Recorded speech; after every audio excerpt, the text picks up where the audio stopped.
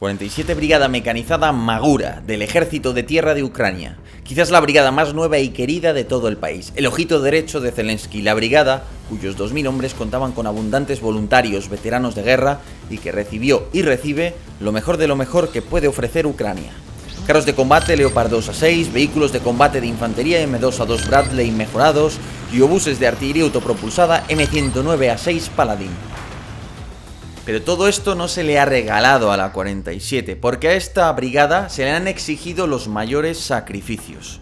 Primero fueron la punta de lanza de la contraofensiva sobre la línea Surovikin, donde cada metro se pagó con sangre, sudor y lágrimas, y tras quedar sumamente baqueteada, la mermada unidad siguió prestando cada gota de energía para contener los asaltos rusos en Avdiivka durante el gélido invierno de 2023. Pero en realidad la cinematográfica, prácticamente la hollywoodiense historia de la 47 Brigada empieza con la amistad, con la historia de dos hombres, de dos camaradas en el campo de batalla que se encuentran, que a partir de un mero batallón llegan a construir una brigada y que terminarían completamente enfrentados. De un lado, el joven Valeri Markus, que en 2022 sumaba 29 años, que había sido héroe de la guerra del Donbass y que se había convertido en una estrella, pese a que seguía siendo un simple sargento. Y de otro lado, el aún más joven Iván Salamaja, que contaba 25 años en 2022, cuando ya atesoraba el mando de un batallón y había obtenido la medalla al valor de tercera clase, pero que sobre todo era un oficial de carrera.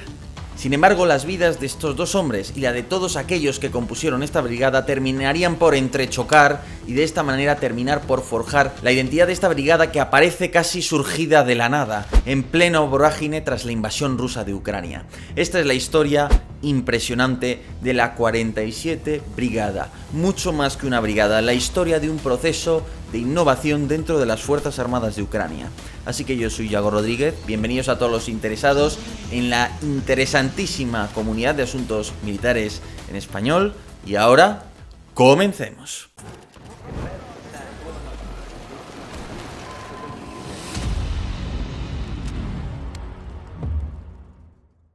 Empecemos por Valeri Markus, un joven paracaidista, militar de vocación que se enroló a las duras unidades aerotransportadas nada más cumplir 18 años.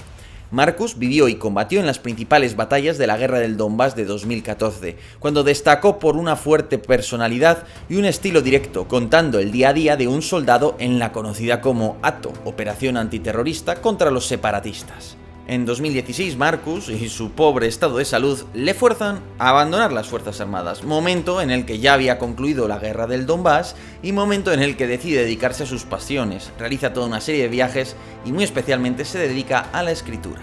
Primero recorrió el Camino de Santiago francés desde París hasta el Cabo de Finisterre, en Galicia, España, tal y como recoge el documental Peregrinaje, publicado en 2021, sobre el viaje y la figura de Markus. Posteriormente, nuestro protagonista realizó otras hazañas físicas, como un recorrido de 3.500 kilómetros sobre el Ártico o ascender a los mayores picos en África y América, el Kilimanjaro y el Aconcagua, respectivamente. No está nada mal para un habitante de uno de los países más llanos del mundo. Y si me lo permitís, analizando el perfil de Markus, casi da la sensación de ser un tipo bastante hiperactivo, incluso que padece TDAH, básicamente. Sea como fuere, mientras Markus caminaba sobre el Ártico, Iván cumplía con su deber. La vocación del cadete Iván Salamaja tampoco le iba a la zaga a Markus.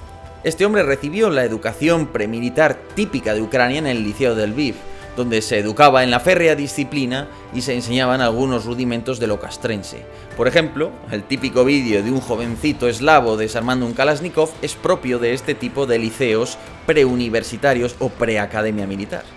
En general, los liceos militares en los países del este son un poco como la educación religiosa en España, que tiene ahí un puntillo de valores conservadores que a determinada parte de la sociedad pues le apelan y le gusta enviar a su hijo ahí para darle una formación con ese puntillo.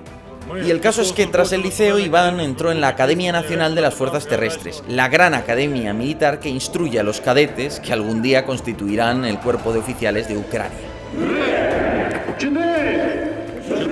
Claro, y se supone que desde la ruptura de Ucrania con Rusia en 2014, el ejército ucraniano se ha acercado a los métodos, doctrina, modo de enseñanza propio de la OTAN.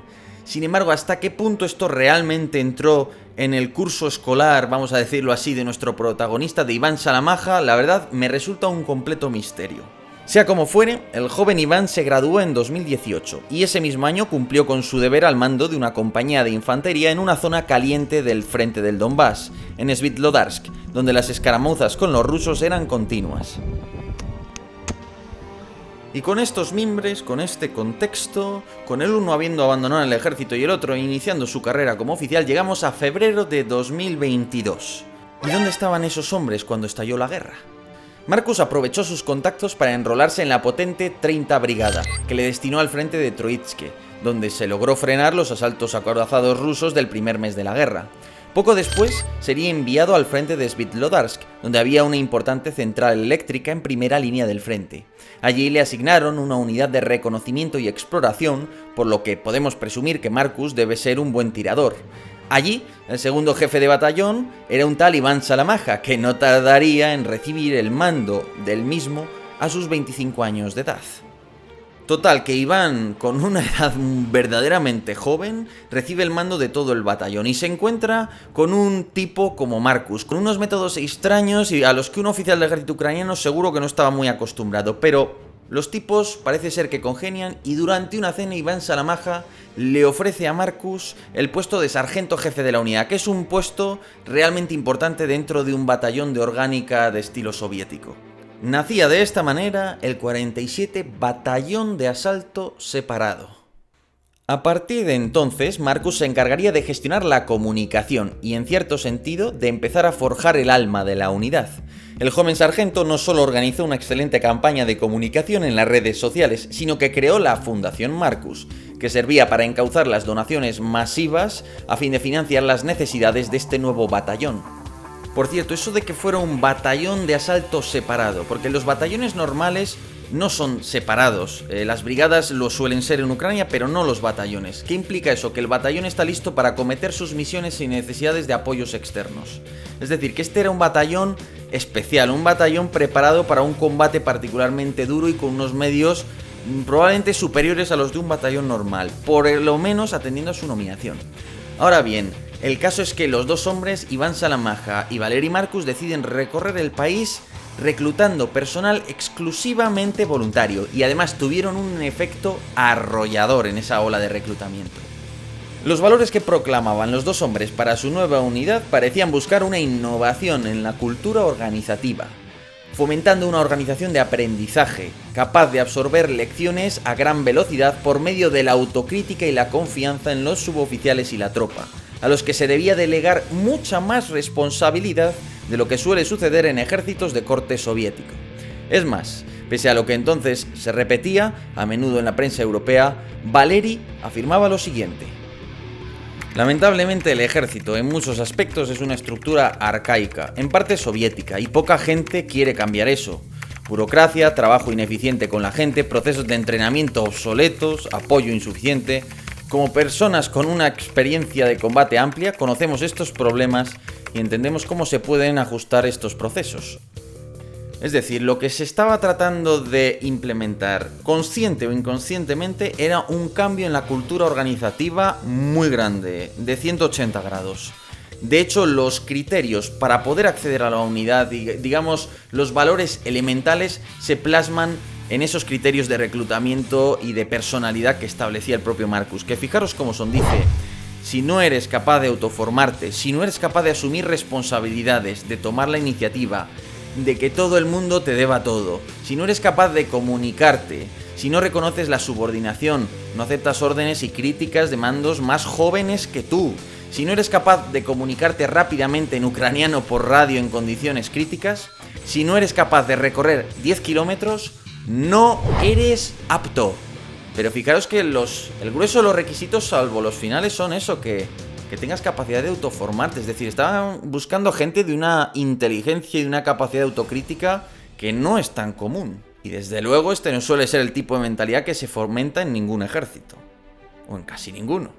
Pero lo más importante es que el mismísimo jefe de Estado Mayor, el Gemad Zaluzny, tuvo un encuentro con el sargento Markus en mayo, lo que indica que este batallón de asalto tenía conexiones privilegiadas.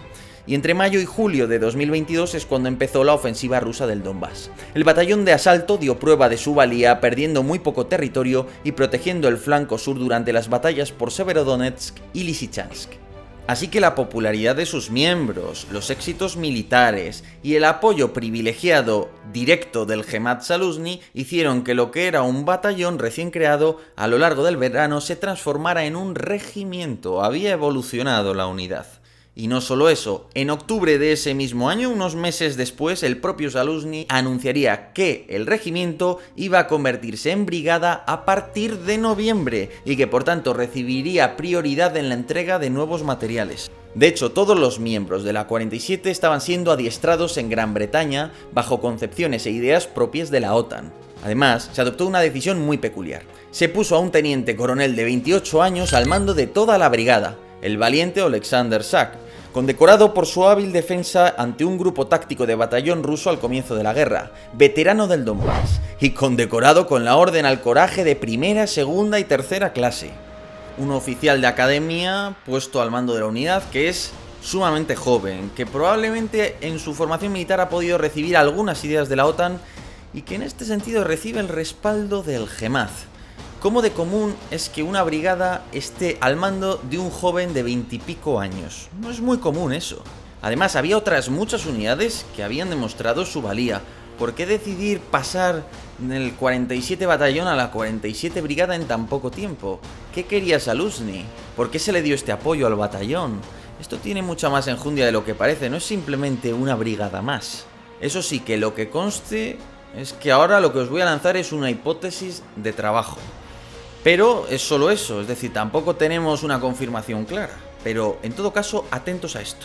En el ejército ucraniano de 2022 seguían conviviendo dos modelos, uno más conservador y soviético, y otro más innovador y otánico, con sus respectivos grupos de generales a favor y en contra, aunque este asunto desde luego tenía mucho de generacional. Al comienzo de la guerra de Ucrania, la derrota rusa a las puertas de Kiev fue un evento tan disruptivo que la propaganda de guerra a menudo se centró en la habilidad del innovador ucraniano, improvisando ingeniosamente frente al estúpido y centralizado ejército ruso que era de corte soviético.